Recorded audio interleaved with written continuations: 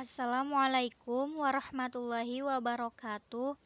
Halo teman-teman, kembali lagi bersama saya Meita Trimediani dari jurusan Pendidikan Bahasa Arab semester 4 kelas B. Pada pertemuan kali ini, saya akan menjelaskan materi dari mata kuliah Ilmu Ma'ani, yaitu tentang iltifat.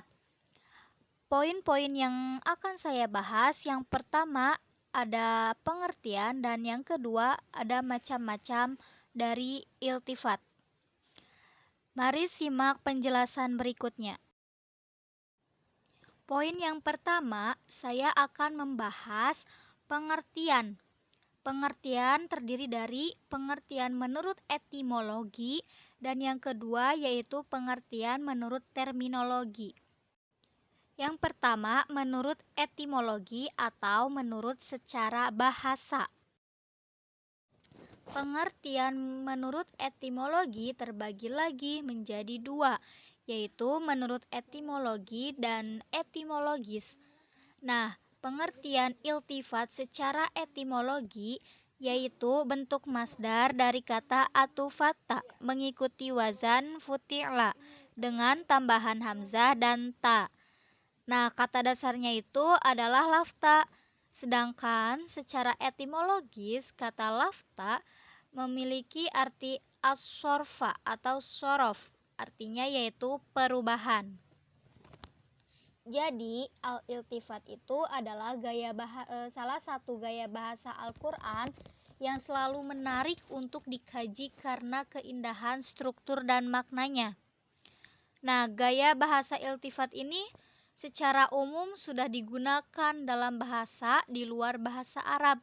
Akan tetapi, secara teoritis baru ada dalam bahasa Arab. Bahkan menurut Ibnu al-Atsir dalam bukunya Kanz al-Balaghah, gaya bahasa iltifat itu merupakan keberanian bahasa Arab yang menyebabkan bahasa Arab ini maju.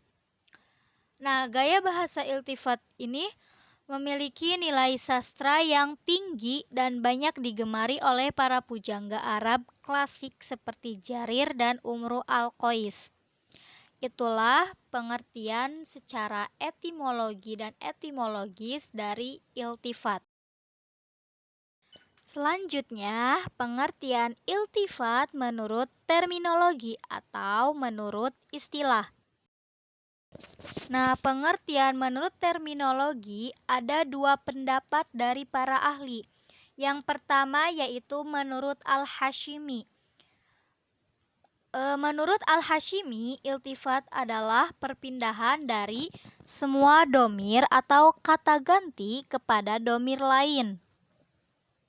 Maksudnya, jadi iltifat itu karena tuntutan dan keserasian yang lahir melalui pertimbangan dalam mengubah perpindahan itu untuk menghiasi percakapan dan mewarnai seruan agar tidak jemu dengan satu keadaan dan sebagai dorongan untuk lebih memperhatikan. Karena dalam setiap yang baru itu ada kenyamanan, sedangkan sebagian iltifat memiliki kelembutan. Pemiliknya adalah yang memiliki rasa bahasa yang baik. Nah, jadi iltifat menurut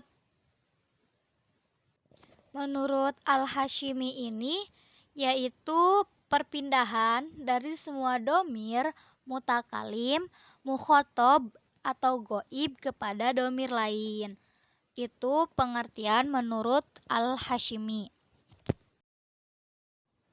Sedangkan menurut Al-Zamakhsyri, iltifat sesungguhnya menyalahi realita dalam mengungkapkan sesuatu dengan jalan menyimpang dari salah satu yang tiga kepada yang lainnya.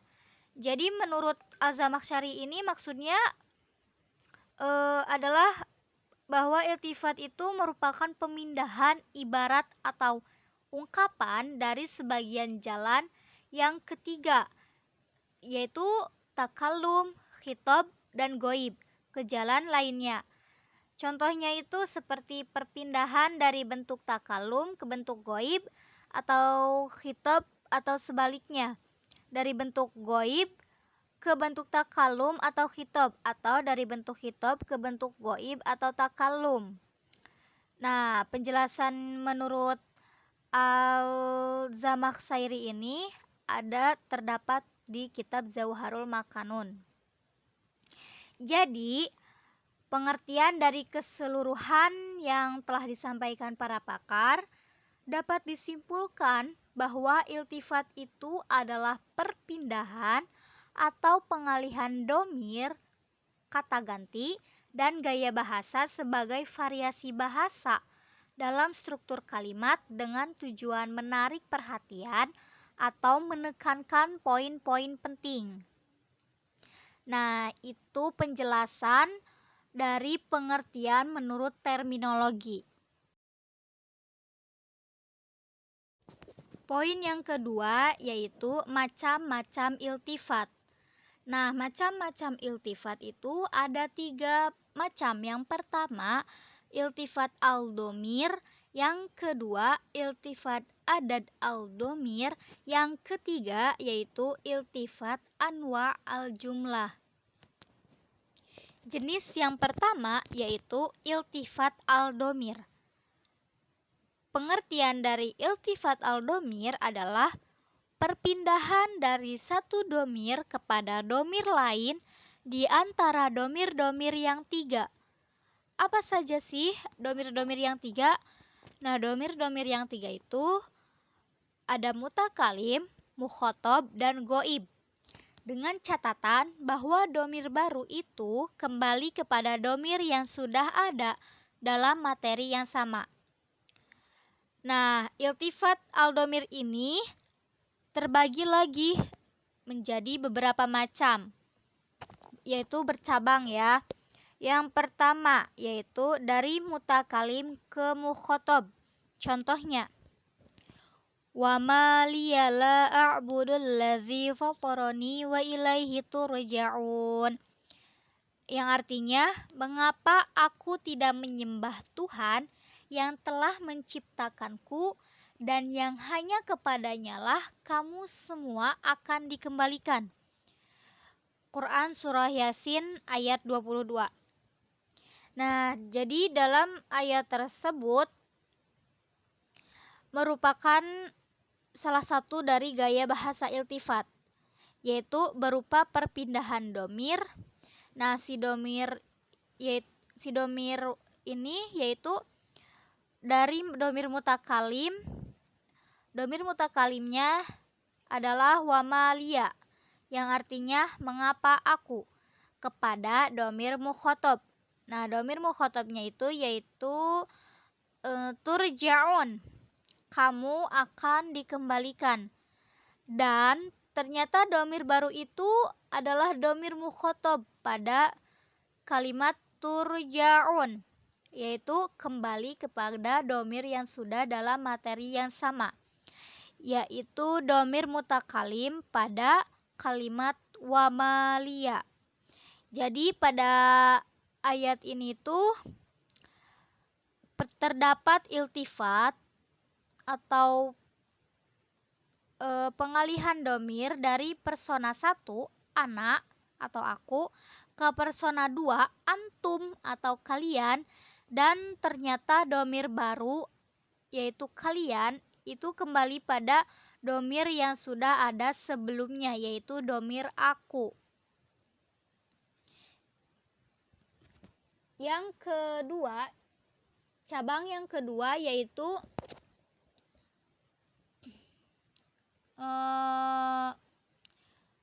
dari mutakalim ke goib. Contohnya, inna a'tainakal kautsar fasholli lirabbika wanhar. Yang artinya, sesungguhnya aku Allah telah memberikan kepadamu nikmat yang sangat banyak atau telaga Kautsar, maka sholatlah kamu pada Tuhanmu dan berkurbanlah. Quran Surah Al-Kautsar ayat 1-2. Nah, dari bentuk takalum ana berpindah ke bentuk goib. Fasholli li rabbika yang asalnya fasholli lana yang artinya sholatlah padaku. Cabang yang ketiga yaitu dari mukhotob ke mutakalim. Cabang yang keempat yaitu dari mukhotob ke goib. Contohnya yaitu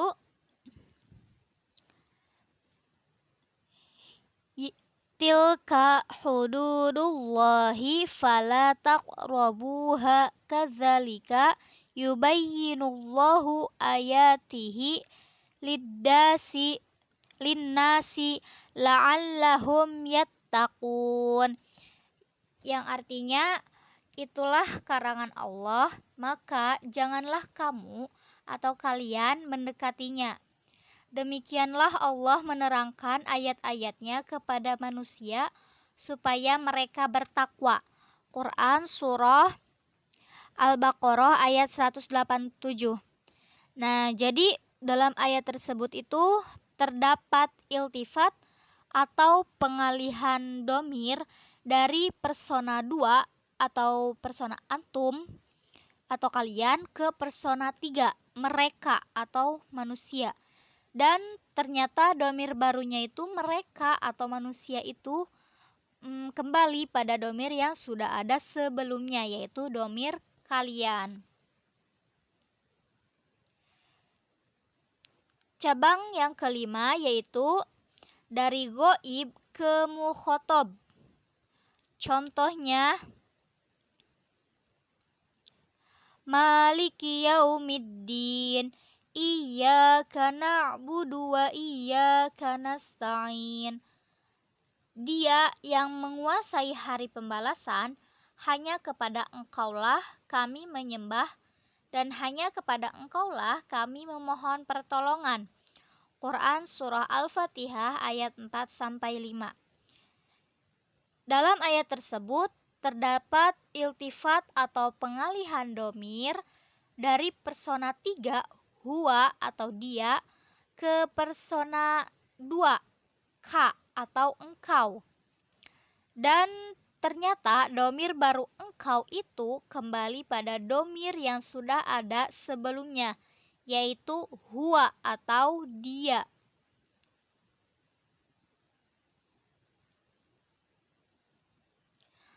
Nah, terus yang keenamnya yaitu dari goib ke mutakalim. Apa contohnya? Contohnya yaitu tilka ayatullahi natluha alaika bilhaqqi wa innaka laminal mursalin. Itu adalah ayat-ayat Allah kami bacakan kepadamu dengan hak benar dan sesungguhnya kamu benar-benar salah seorang di antara nabi-nabi yang diutus. Nah, dalam ayat tersebut terdapat iltifat atau pengalihan domir dari persona 3 dia atau Allah ke persona 1 nahnu atau kami. Dan ternyata domir baru kami itu kembali lagi pada domir yang sudah ada sebelumnya, yaitu domir dia atau domir Allah. Itu adalah cabang dari jenis iltifat al-domir. Jenis yang kedua yaitu iltifat adad al-domir. Nah, iltifat adad al-domir terbagi lagi menjadi 2, yaitu yang pertama dari mutakalim mufrad kepada mutakalim ma'al ghair, dan yang kedua yaitu dari mutakalim ma'al ghair kepada mutakalim mufrad. Jenis yang ketiga yaitu iltifat anwa al-jumlah. Apa sih iltifat anwa al-jumlah? Nah, iltifat anwa al-jumlah ini adalah perpindahan dari satu jumlah atau kalimat kepada jumlah lain di antara macam-macam jumlah yang ada. Dengan catatan bahwa materi pada jumlah baru itu kembali kepada jumlah yang sudah ada. Nah, iltifat anwa al-jumlah terbagi lagi menjadi 3 bagian. Yang pertama yaitu dari jumlah fi'liyah kepada jumlah ismiyah. Contohnya adalah wa ma kafaru Sulaimanu walakinna asyayatina kafaru, yang artinya dan mereka menyatakan bahwa Sulaiman itu mengerjakan sihir. Padahal Sulaiman tidak kafir, tidak mengerjakan sihir. Hanya syaitan-syaitan itulah yang kafir atau mengerjakan sihir. Quran Surah Al-Baqarah ayat 102. Jadi pada ayat tersebut menggunakan pola iltifat yang berupa perpindahan anwa al-jumlah atau ragam kalimat, yaitu jumlah fi'liyah dari kalimat wa ma kafaru Sulaimanu terdiri dari fi'il dan fa'il, kepada jumlah ismiyah walakinna asyayatina kafaru yang terdiri dari mubtada dan khobar. Nah, jadi kalimat kedua itu merupakan penjelasan dari kalimat yang pertama. Cabang yang kedua yaitu dari jumlah ismiyah kepada fi'liyah. Contohnya yaitu Alhamdulillahirabbil alamin Ar-Rahmanir-Rahim Maliki Yaumiddin Iyyaka na'budu, yang artinya segala puji bagi Allah Tuhan semesta alam, Maha Pemurah lagi Maha Penyayang, yang menguasai hari pembalasan, dan hanya kepada Engkaulah kami menyembah. Quran Surah Al-Fatihah. Jadi pada ayat ini tuh yaitu pola iltifati yang berupa perpindahan pada anwa al-jumlah, yaitu dari jumlah ismiyah kalimat Alhamdulillah yang terdiri dari mubtada dan khobar kepada jumlah fi'liyah yaitu kalimat Iyyaka na'budu yang terdiri dari fi'il, fa'il, dan maf'ul bih. Kalimat kedua merupakan penjelasan tentang keadaan persona 3 pada kalimat pertama. Selanjutnya, cabang yang ketiga dari anwa al-jumlah, yaitu dari kalimat berita kepada kalimat melarang. Contohnya yaitu walikulli wijhatun huwa muwaliha fastabaqul khairat, yang artinya dan bagi tiap-tiap umat ada kiblatnya atau sendiri yang ia menghadap kepadanya, maka berlomba-lombalah dalam berbuat kebaikan. Quran Surah Al-Baqarah ayat 148. Nah, jadi pada Quran Surah Al-Baqarah ayat 148 ini merupakan pola iltifat yang berupa perpindahan pada anwa al-jumlah, yaitu dari kalimat berita walikulli wijhatun huwa muliha, dan bagi tiap-tiap umat ada kiblatnya sendiri yang ia menghadap kepadanya. Nah, kepada kalimat perintah fastabaqul khairat, maka berlomba-lombalah kamu dalam berbuat kebaikan. Kalimat kedua merupakan penjelasan tentang sikap si mukhatab terhadap pernyataan pada kalimat yang pertama. Itu adalah penjelasan dari cabang kalimat berita kepada kalimat melarang. Baik teman-teman, itu adalah penjelasan, pengertian, dan macam-macam dari materi iltifat. Akhirus salam. Wassalamualaikum warahmatullahi wabarakatuh.